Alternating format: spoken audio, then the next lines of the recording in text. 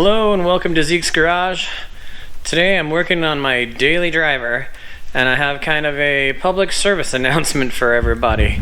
So I bought this, had my radio go out, and I bought this kit here off of Amazon. It's this part number TOYK951MG. That's a little better. Bought this off of Amazon. It looked like it was a direct replacement for the 14, 15, and 16 Toyota Corollas. And so I can just mount a single DIN radio in it, because I'm not going to put a double DIN super fancy radio back in this car. But wow, this thing was a pain in the butt. These instructions are not the best, of course, just like any other instructions. So let me talk about this a minute. Here it is assembled, and this will probably be the first time that one of these has been on the internet. So the radio goes in the top, the cubby goes in the bottom, and this is the bezel that you see in this picture here. And you start by mounting these two brackets to your radio, which is easiest. Okay, the radio without the cage, without the mounting cage, is very important. So no mounting cage. Mount your radio direct so it's flush with these top brackets here, or as flush as you can get it. You can see that that's not quite flush, but 3/16 of an inch there.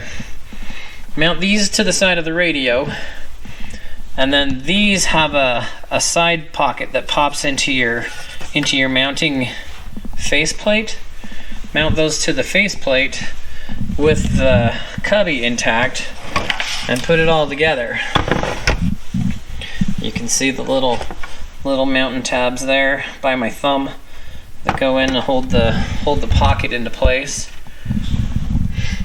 So anyway, I know that doesn't pertain to most everything else on my channel, but if anybody that's bought one of these is out on the web looking for that part number and how to mount this in their car, this is going to be beneficial to them. So kind of doing this as a public service announcement. So that's how this thing is assembled and goes together. I may take a little bit of a short video putting this in the car and my connectors that I bought, so let's move on to that point. Okay, I'm sitting in this. My Corolla is a 2015. I'm sitting behind the wheel here. I have the faceplate. This faceplate, you just open your glove box here, and you pry that faceplate off of the front here. Start there and work your way around, and it just pulls free from the little tabs all the way around. And it's relatively easy if you just take your time and be patient, and you won't break off all of those little ears. And then the radio is just held in with 4 10mm screws that are where I've pointed to. And then this radio has more connectors on it than I've ever seen. It looks like a damn personal computer motherboard here on the back.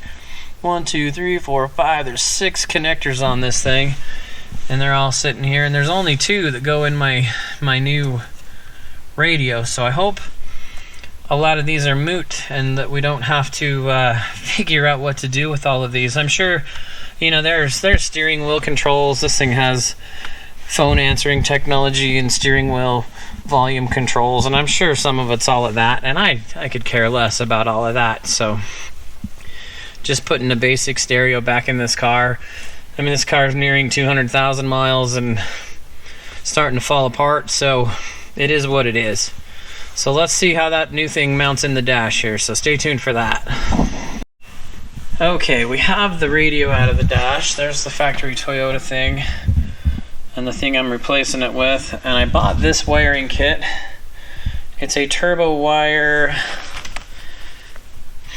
1761. Kind of hard to see where we tore that open there, and it's the correct kit. They're verified on the harness in the car. So between this mounting bracket and that wiring kit, it's going to make this $100 Walmart stereo just right here. If you want to even know the model number of it, it's right there, that I'm putting in this car. Just something simple. We're going to go to wiring it, and I'll get back to you then. Okay, I got my connectors all wired together. Didn't show you guys that because it's all boring and tedious. But here it is. We just mounted it in the car before we put the outer bezel on. That's the airbag sensor connector, and this one's the, what is it, hazards or whatever that other connector is up here. Anyway, so we're about ready to pop that other connector or the dash panel back on and test it, and we'll see if she works. Okay, we're all installed, but it didn't quite fix my problem. I had several problems with the factory radio. Couldn't answer my phone, and the volume knob was hokey at best, and I could only select certain amount of channels down the slider, so the touch sensitive was coming out, going out, I should say. So this only fixed some of my problems. Now my speakers were cutting out, so I've got to do some research on why I still don't have any speakers. I got this all hooked up, my speakers are all wired properly, but I still don't have any sound. So now I've got to probably tear everything down and check all the speaker connections at the car. So fun for me.